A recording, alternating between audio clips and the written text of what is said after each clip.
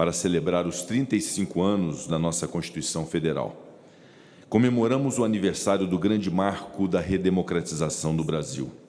Mais que um texto normativo, a Constituição é uma carta de promessas endereçadas à população brasileira.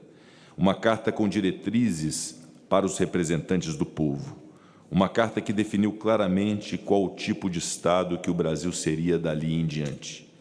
Ao fim dos trabalhos na Assembleia Nacional Constituinte, na sessão de promulgação do novo texto constitucional, no dia 5 de outubro de 1988, o deputado federal Ulisses Guimarães anunciou o seguinte, aspas, declaro promulgada o documento da liberdade, da dignidade, da democracia, da justiça social do Brasil. Que Deus nos ajude para que isso se cumpra. Fecho aspas.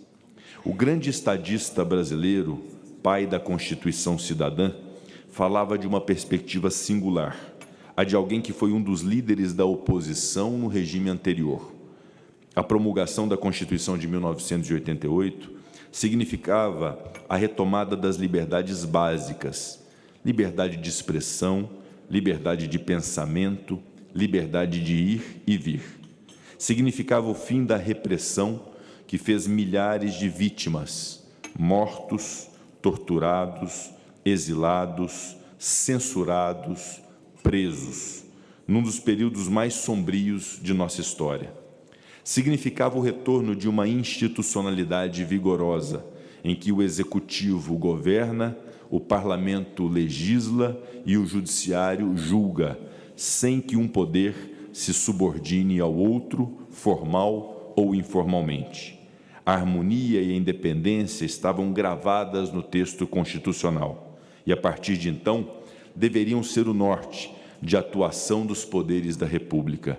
Disse o doutor Ulisses em seu discurso, a sociedade sempre acaba vencendo, mesmo ante a inércia ou o antagonismo do Estado. A sociedade vencia, a sociedade venceu, e hoje podemos dizer que a sociedade vence a cada dia desses 35 anos de nossa Constituição Federal, que é vivida e reafirmada como a norma jurídica fundamental de uma democracia sólida e amadurecida. O regime iniciado em 1988 é muito distinto do anterior. A democracia brasileira não segue mais velhas fórmulas autoritárias de democracia acanhada, em que o povo brasileiro era entendido como incapaz de decidir os rumos que deseja tomar. O texto final da Carta Magna resgatou os princípios e diretrizes de uma democracia substantiva. Estabeleceu, como fundamento do Estado Democrático de Direito, o princípio da dignidade humana, repúdio direto e imediato às atrocidades que marcaram o mundo no século XX. Adotou objetivos para a República, construir uma sociedade livre, justa e solidária, erradicar a pobreza e a marginalização, reduzir as desigualdades sociais e regionais e promover o bem de todos, sem qualquer discriminação. Gravou em suas linhas direitos sociais e coletivos, o direito à educação, o direito à saúde, o direito ao meio ambiente equilibrado. Ao contrário do que dizem os críticos, esses princípios e direitos não representam uma norma vazia, são parâmetros fundamentais, a bússola das políticas públicas, da atividade legislativa e do controle da constitucionalidade, ou seja, pilares sobre os quais atuam os poderes executivo, legislativo e judiciário. É um desafio, sim, dar efetividade a uma norma fundamental com tantos direitos sociais e deveres estatais. Mas a Constituição possui força normativa e seus mandamentos são, portanto, imperativos. Cumpre a todos, brasileiros e brasileiras, respeitá-la e assegurar suas diretrizes. Sabemos exatamente o que fazer, pois as linhas mestras de um projeto de país estão lá. Os últimos 35 anos de nossa história asseveram que a Constituição Federal de 1988 é bem-sucedida em vários níveis. Primeiro, porque trouxe estabilidade jurídica jamais vista ao Estado brasileiro moderno.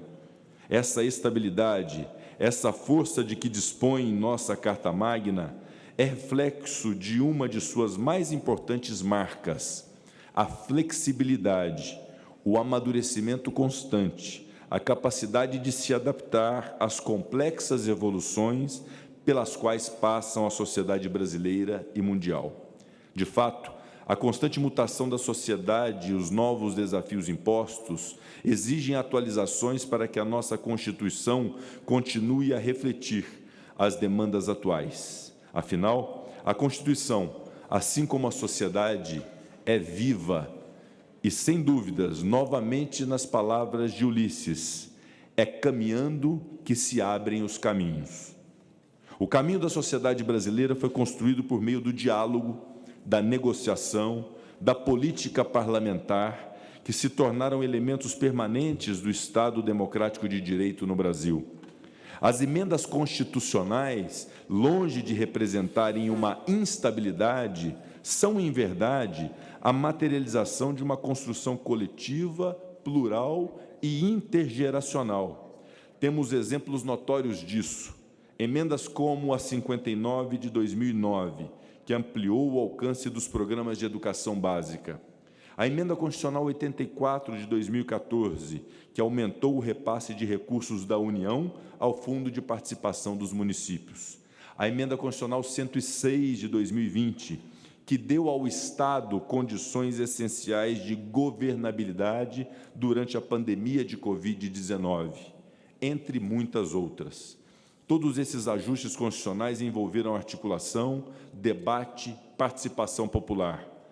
Ilustram que, no regime inaugurado em 1988, os brasileiros buscaram soluções negociadas para suas diferenças políticas, como convém a uma democracia madura. Esse arranjo foi a chave para a estabilidade da Carta Magna que hoje celebramos. A Constituição é um texto vivo, flexível, que se adapta às necessidades do país. Os últimos 35 anos mostram isso. Em segundo lugar, a Constituição valorizou e deu contornos nítidos às instituições brasileiras, disciplinando o exercício do poder. Incrementou as competências federativas, valorizando a autonomia de estados e municípios. Criou instâncias de fiscalização e controle e reforçou as já existentes, como o Ministério Público. Deu novo papel à argumentação jurídica, expandindo o acesso ao Poder Judiciário para a proteção dos direitos fundamentais.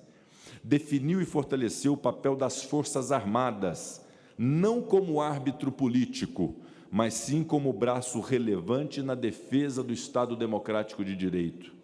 Entre muitas outras medidas, todas elas fundamentais para que, nunca de novo, o autoritarismo político volte a governar o Brasil, para que, nunca de novo, deixemos o campo das democracias. Um terceiro sucesso da Constituição de 1988, e talvez o maior, atesta-se pela adesão dos brasileiros ao projeto.